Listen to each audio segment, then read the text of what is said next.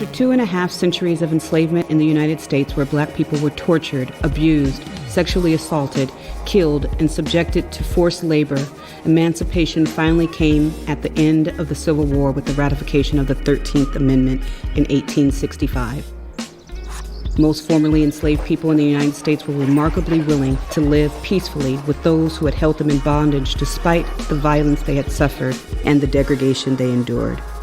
Emancipated black people put aside their enslavement and embraced education, hard work, faith, and citizenship. This period, called Reconstruction, held great hope for America and black Americans in particular. But the Reconstruction era's initial hope for progress gave way to devastating, deadly violence. Between 1865 and 1876, thousands of black women, men, and children were attacked, killed, and terrorized by white people who were shielded from arrest and prosecution. During the Memphis Massacre of 1866, white mobs indiscriminately beat, robbed, tortured, shot, raped, and killed black women, men, and children.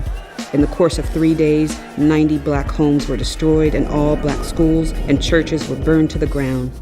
Black residents were stripped of their belongings and forced to flee into the woods.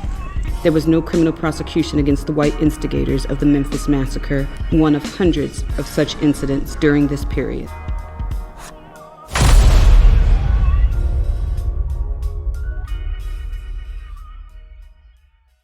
The surge of anti-black violence prompted Congress to approve the first Reconstruction Act in February 1867 to ensure that black people's equality would be reinforced.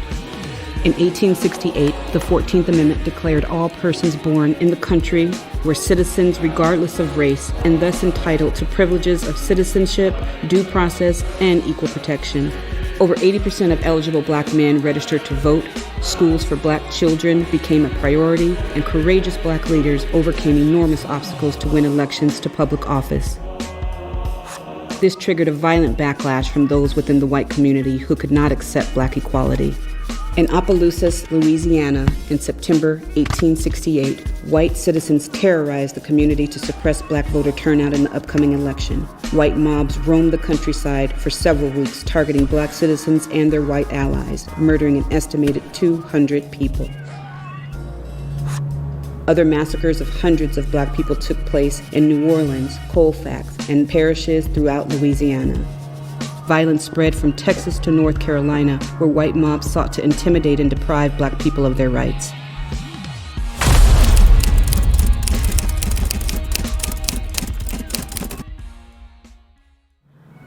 Despite being continuously terrorized by their former enslavers, the black community mobilized throughout the South by organizing meetings, parades, and petitions calling for the implementation of their legal and political rights, including the right to vote. In 1870, the United States ratified the 15th Amendment, explicitly prohibiting racial discrimination in voting. But still, most white people refused to accept black citizenship. In both the North and the South, there was tremendous resistance to the idea of black equality. On October 10, 1871, African-American activist and Union Army veteran Octavius Cato left the Philadelphia, Pennsylvania school where he served as a teacher and administrator and headed to the polls to cast his ballot in the city's mayoral election. Mr. Cato successfully cast his vote, but on his way home from the polls, he was assassinated by Frank Kelly, who had ties to white supremacist party leaders and who was later acquitted by an all-white jury. Being attacked or killed on an election day was a common reality for black citizens.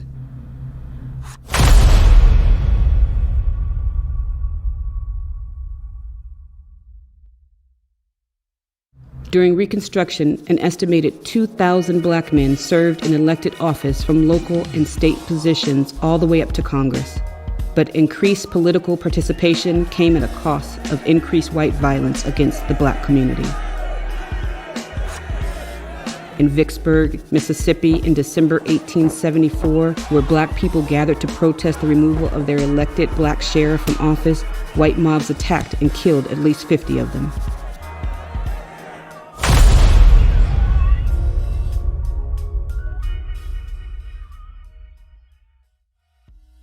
And then, in 1877, just 12 years after emancipation, the meager progress that was made towards securing equal rights for black citizens was abandoned when political compromise with Confederate holdouts resulted in the removal of the last federal troops from the South. The commitment to abolish chattel slavery was not accompanied by a commitment to equal rights or equal protection for African Americans, and the hope of Reconstruction quickly became a nightmare of unparalleled violence and oppression. It was during Reconstruction that a century-long era of racial hierarchy, lynching, white supremacy, and bigotry was established, an era from which the nation has yet to recover. 1.5 centuries after the Emancipation Declaration, racial injustice persists in America. EJI presents this report on the tragic period of Reconstruction to describe its implications for the issues we face today. We believe our nation has failed to acknowledge our history of racial terror and that we must commit to a new era of truth-telling, followed by meaningful efforts to repair and remedy the continuing legacy of racial injustice.